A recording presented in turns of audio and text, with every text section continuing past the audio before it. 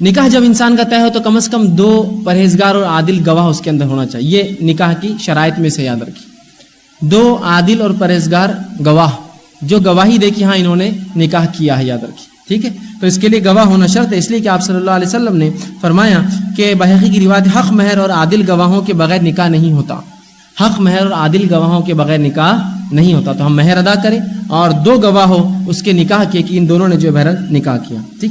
اسی طرح اگر نکاح سے پہلے کوئی شرائط طے کی جاتی تو ان شرائط کو نکاح کے بعد دینا پورا کرنا ضروری ہے. یاد رکھیے نکاح کے وقت اگر کوئی شرائط طے ہوتی جو کہ جائز ہونا شرط ہے. مثال کے طور پر اگر نکاح کے وقت یہ شرائط طے ہوتی ہے کہ ہم بچی کو بعد میں پڑھائیں گے تو پڑھانا آپ پہ فرض ہے، اس لیے کہ آپ نے نکاح کے ٹائم پہ شرائط لگائی. صحیح بخاری اور صحیح مسلم کی حدیث ہے، آپ صلی اللہ علیہ وسلم نے فرمایا کہ جن شرائط پر تم شرمگاہوں کو حلال کرتے ہو اگر اسے پورا کرنا یا دیگر حلال بنایا ہے انہیں پورا کرنا دیگر شرائط کی نسبت زیادہ ضروری ہے. اگر نکاح کے وقت ہم کوئی شرط وہ لگاتے ہیں کہ بچی کو پڑھائیں گے اور ہم وعدہ کرتے ہیں تو پورا کرنا پڑے. نکاح کے وقت غیر شرعی شرائط نہیں لگا سکتے ہیں. آپ یاد رکھیں آپ صلی اللہ علیہ وسلم بخاری کی روایت میں فرمایا نکاح کے وقت یا کوئی ایسی شرط جو غیر شرعی ہو وہ باطل ہوتی ہے، وہ لائق عمل نہیں ہوں گی. جیسا کہ بہت سے لوگ نکاح میں یہ بھی شرط لگاتے ہیں، میں نے دیکھا ایسے نکاح کہ بچی کو ہفتے میں 1 بار پکچر دکھائیں گا. سبحان اللہ، تھیٹر پکچر دکھائیں گا اور پتہ نہیں کیا کیا. اور اس معاملے میں مسلمانوں کی جو ہے مت ماری گئی. شرم اور حیا تو بہرحال اس امت میں باقی نہیں رہی. ایک واقعہ سناتا ہوں. ایک صاحب کہنے لگے کہ میں اپنے بیوی بچوں کو جو ہے پکچر دکھانے لے جاتا تھا. میں نے کہا سبحان اللہ، آپ پکچر دیکھنے لے جاتے اپنے بیوی بچوں، کتنی بری بات ہے. کہانی میں لے جاتا تھا. اب کیا بتاؤں، ایک مرتبہ میری بیٹی کو میرے سامنے ایک لڑکے نے چھیڑ دیا. تو میں نے کہا تم تھیٹر میں لے جا رہے ہو، کوئی مسجد میں تھوڑی لے جا رہے ہو، وہاں تو چھیڑیں گے لوگ. وہاں آئی اس نیت سے لوگوں نے بلکہ سیکھنے آئے کیسا چھیڑا جائے گا، کیسا افیئر کیا جائے گا، کیسا بھگایا جائے گا. پکچر کیا ہوتی ہے؟ تو کہا میرا بالکل جوش آ گیا، بولے میرے کو جوش چھوڑ گیا. بولے میں نے کہا اچھا ماشاء اللہ، کچھ نہ کچھ نصیحت آ کے ٹھوکر کھا کے شاید سدھر گئے ہوں گے. اور پھر مجھے کہنے لگے مجھے اتنا جوش آیا، میں گھر پر آیا بولے اور بیوی بچوں کو جب ہی بولا آج کے بعد تم الگ جانا اور میں الگ جاؤں گا. واہ واہ واہ واہ، سبحان اللہ. دیکھیے اس کی مت مارے گی بیچارے کی کہ وہاں جانا چھوڑنے کے بدلے کیا بولا اس نے کہ اب میں نے طے کر لیا، بولے تم الگ جانا اور میں الگ جاؤں گا. بولے پکچر میں غیر شرعی شرائط لگائے جاتے ہیں، پکچر دکھانا، فلاں چیز کرنا، یہ کریں گے، یہ غیر شرعی شرائط یاد رکھیں نکاح میں نہ ہو. ہاں جو شرعی شرائط لگائے جائے شرائط اس کو پورا ہم کو اور آپ کو کرنا پڑے گا، اس لیے کہ یہ ضروری اور لازم ہے. رسول اللہ صلی اللہ علیہ وسلم نے اس کے حکم دیا. اسی طرح بیٹی کے نکاح کے وقت اس کا گھر بنانے کے لیے یا گھر سنوارنے کے لیے کچھ دینا جہیز، یہ سنت سے ثابت نہیں. یاد رکھیے لہٰذا جو چیز سنت سے ثابت نہیں ہے، میں نوجوانوں سے بھی گزارش کروں گا، ان کے والدین سے، بالخصوص لڑکوں کے نوجوان والدین سے، کہ آپ کچھ لینے کی امید نہ کریں، اس لیے کہ جب آپ لیں گے تو پورا سماج لینے والا بن جائے گا. یہ کیسی بات ہے؟ اللہ رب العزت نے سورہ نساء میں فرمایا الرجال قوامون علی النساء، مرد جو ہے وہ قوام ہے، وہ ایک درجہ اونچا رکھتا ہے عورت پر. کیوں؟ اس لیے کہ وہ کما کر لاتا اور کھلاتا ہے.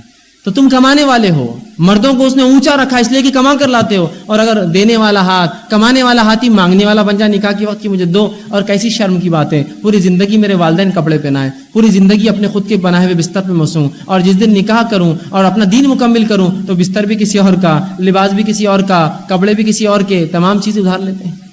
بلکہ امید اور خواہش نہیں، کبھی کبھار تو فہرست دے دی جاتی ہے کہ اتنے چیزیں ہونا نکاح میں، ہے نا. شادی سے پہلے جوڑا ہونا، جوڑا لیتے ہیں، جوڑا بھی لیتے ہیں تو مجھے لگا شاید چھوٹا موٹا کوئی جوڑا لیتے ہیں، 25,000 کا جوڑا. میں نے کہا باپ جنم میں خود اپنے پیسے سے بنائے گا 25,000 کا جوڑا؟ کبھی ہاں کبھی بنایا اپنے لیے اپنے باپ کے پیسے سے اور اپنے نفس سے 25,000 کا جوڑا؟ شرم نہیں آتی؟ دوسرے جب زیر بار ہے دبے ہوئے ان سے پیسہ لیتے ہو تم؟ شرم ہے ایسی قوم کے اوپر جو عورتوں سے لینا پسند کرتی ہے. سبحان اللہ. جس قوم کے مردوں کو اللہ کہہ رہا الرجال قوامون، آئے مردوں تم کو ہم نے قوام اونچا بنایا اس لیے کہ تم کماتے ہو، اور وہی مانگنے والے بنے. 25,000 کا جوڑا جو اپنے پیسوں سے کبھی نہیں لیتے ہم، اس کے پیسوں سے لے کر پہنتے 25,000 کا جوڑا. اسی طرح پتہ نہیں کیا کیا شرائط ہوتی ہے نکاح سے پہلے اور نکاح کے بعد. یا بات تو ایسی ہوتی ہے کہ بھائی ہم کو کچھ نہیں چاہیے، ہم تو گھر بار سے بہت اچھے ہیں، سامنے والا خوش ہو جاتا ہے، ماشاءاللہ کتنے اچھے لوگ مل گئے جو ایسے زمانے میں بھی کچھ نہیں لیتے ہیں. پھر وہ بولتے ہیں آپ کی بیٹی کی سہولت کے لیے جو کچھ دے دیجیے، اس کچھ کام آئے گا، جیسے واشنگ مشین، فریج، بستر. ہاں مطلب دیکھ رہے آپ طریقہ، مطلب سیدھے مانگنا نہیں، وہ مانگنے کا یہ بھی طریقہ ہے کہ بھائی اپنی بیٹی کو تو آپ دے کر بھیجیں گے اس لیے کہ وہ سہولتیں تو آپ دیں گے اپنی بیٹی کو جو آپ کے گھر میں تھی.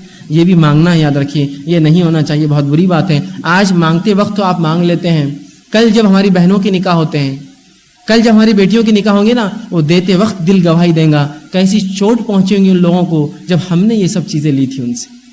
کوئی خوشی سے نہیں دیتا، یاد رکھیے.